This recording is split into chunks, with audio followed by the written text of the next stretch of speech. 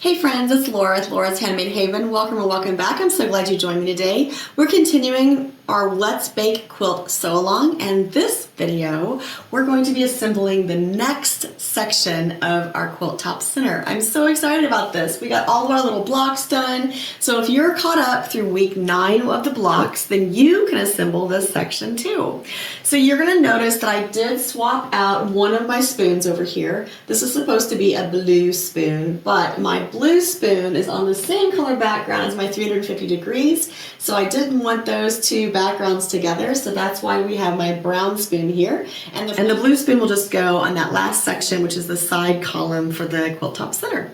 So when we look at this section of the quilt, this is probably the most intense for assembling for any of the sections that we have done so far. And the reason is because we have so many little blocks going so many different ways, and you kind of have to think about how you can break it down to build it up.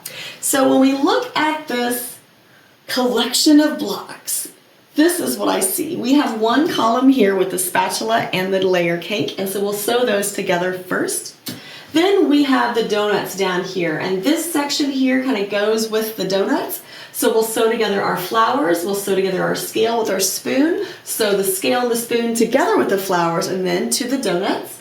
Then we have our mixing bowl, and that is actually the full height of this section. So this is kind of our anchor point, and this one will be able to be sewn onto this first two columns.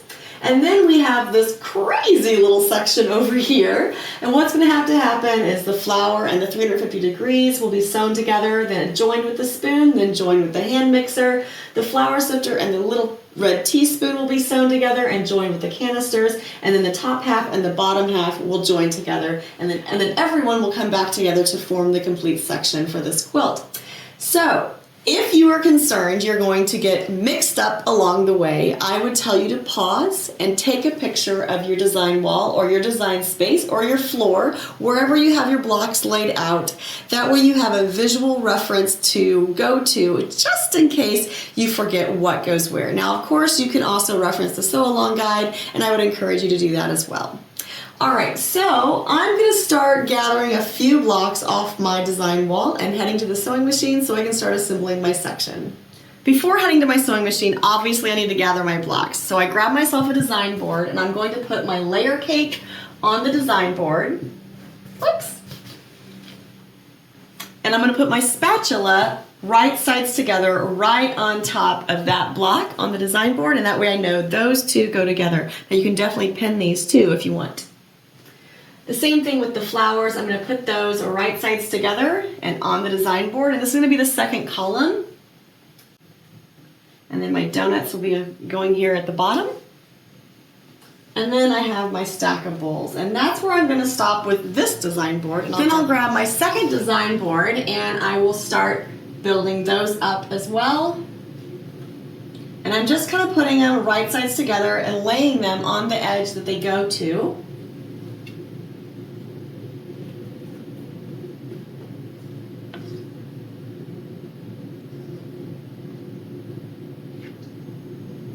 The flour goes here, the sifter, and the red teaspoon. Now when I take this over to my sewing machine, I know where everything is supposed to be sewn together. And that may be a really good tip for you. If you have your design boards, grab them and lay out your blocks so you know what is sewn to what. If you don't have design boards, check out my video because I show you how you can make them with your sewing machine. No hot glue, no duct tape.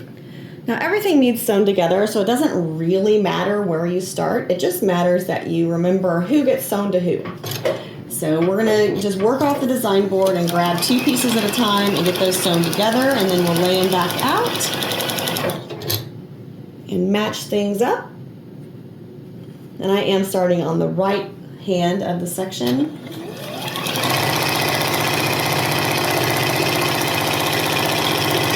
Now, I've told you this in other videos, when you're sewing applique blocks together, if you are pretty close to the edge of your block with your applique, you're going to have to slow down a little bit and make sure you don't get any little wiggles in your stitch in your 1/4 inch stitching line. Now, this little flour sifter and red teaspoon gets sewn to my canisters, so I can go ahead and sew those together.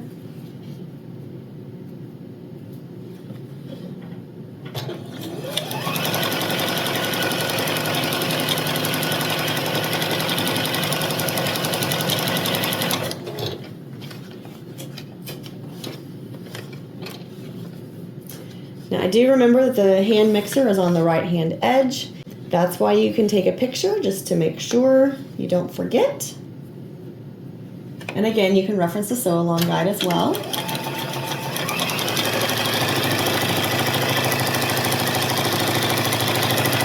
Now I am going to go ahead and cut my thread here, and that way I can sew all of this together.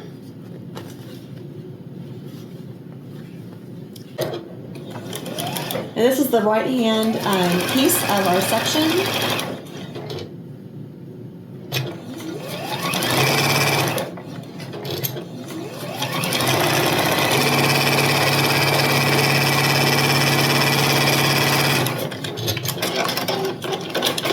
Double check, make sure everybody looks good, and they do. All right, so I'm going to go ahead and put that back on my one design board and set it to the side and start grabbing some of my others.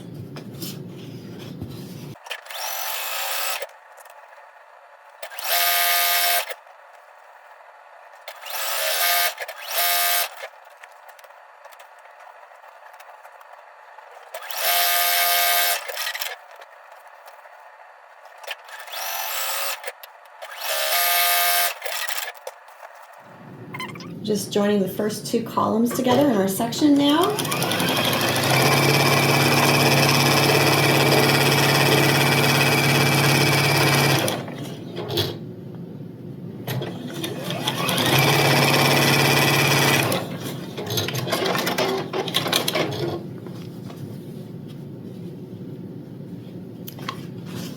Now it doesn't really matter because both the bowls are kind of the center, so everything's going to be kind of sewn onto them. So I'm just going to sew this onto the first two columns.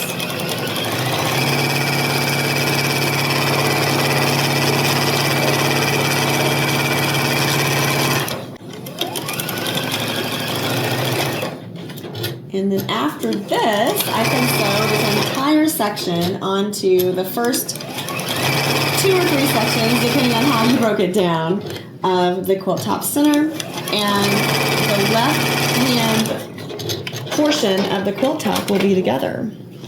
All right, so here is section 3 or 4, depending on how you sewed it together. And we're just going to join these together at this point. Now, nope, I'm not pinning. I know it's going to freak some of you out. It's going to be okay. I've found with applique quilts that there's so much interfacing in them that they really don't shift that much. So I really have not had any problems with just sewing them together without pinning them.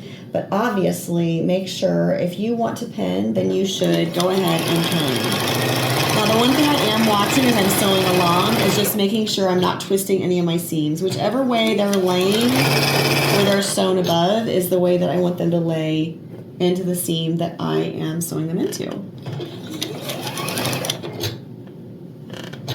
There are a couple places along the way that are kind of like matching points. So that's kind of, you know, that's going to help you. There's one on either side of the stove. There's a matching point, so blocks will lock together there. And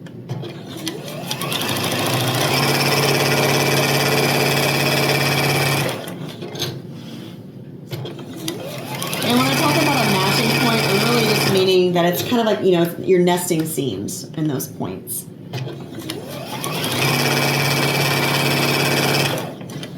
So one seam goes one way, one seam goes the other. They lock together, and you know that you are matched and you're good.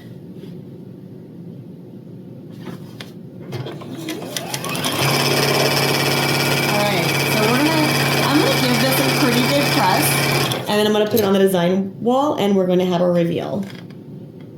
Believe it or not, we only have 4 more blocks to go before we can assemble the entire right-hand column of this quilt top center, and then we'll be able to add our borders, and we will have ourselves a Let's Bake quilt. I can't believe it.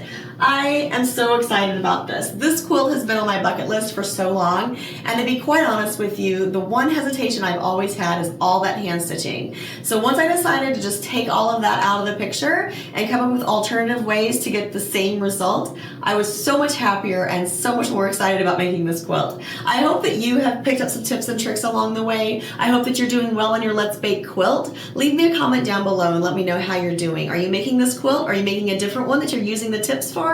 I would love to hear from you. Until next time, find joy in all you do, carve out some time for crafting and creating, and remember, it's always better when you make stuff up.